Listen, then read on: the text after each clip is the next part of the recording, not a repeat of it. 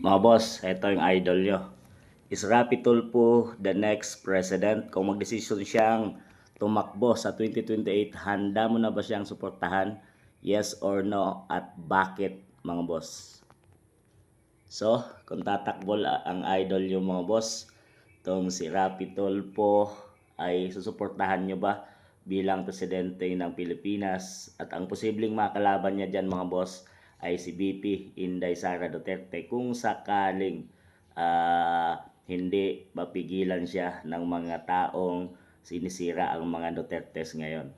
So, para sa akin mga boss, ay ibinoto ko siya nung nakaraang senatorial election dahil sa nakikita nating tagapagtanggol at inalalaban niya ang mga taong nagkasala dahil sa kanyang programa na Rapi Tulfo in Action, mga boss. Lalo na yung mga nag-aaway na asawa doon. At marami siyang mga tinulungan doon na sarili niyang bulsa, pera, mga boss, na kanya galing. So, kaya naman, muntikan na nga siya mag number 1 sa nakaraang senatorial election, mga boss. At ito nga, mga boss, no, ang masakit ay ang akala natin na siya ang magiging boses sa Senado ngayon dahil sa tiwala na ibinigay ng taong bayan ay kabaliktaran ang nangyari, mga boss. Dahil ngayon ay nananahimik siya at hindi lang yan ang mga Tulfo brothers dyan sa Senado. Nananahimik, mga boss, tungkol dito sa corruption na ginagawa ng PBBM administration.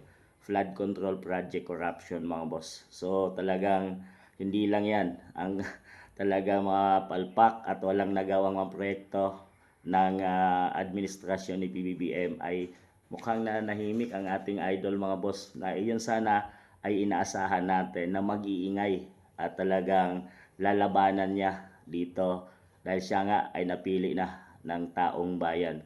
Ang akala natin na madadala niya ang kanya doon sa nakita natin sa kanyang programa na Rapi Tulfo na matibay, matikas, matapang ay ngayon kabaliktaran. Mukhang ibang hangin at ibang ihip na ang nakikita nating Rapi Tulfo, mga boss, dahil tahimik ito ngayon at walang ingay na ginagawa dito sa corruption ng administrasyon.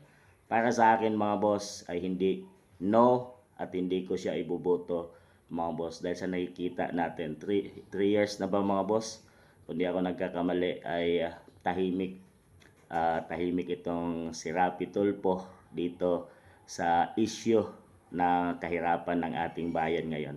Para sa inyo, mga boss, bibigay nyo bang tiwala dito sa taong ito bilang susunod at mamumuno bilang presidente pinakamataas sa ating bansang Pilipinas? Bibigay nyo bang tiwala sa kanya? Yes or no, mga boss? At bakit?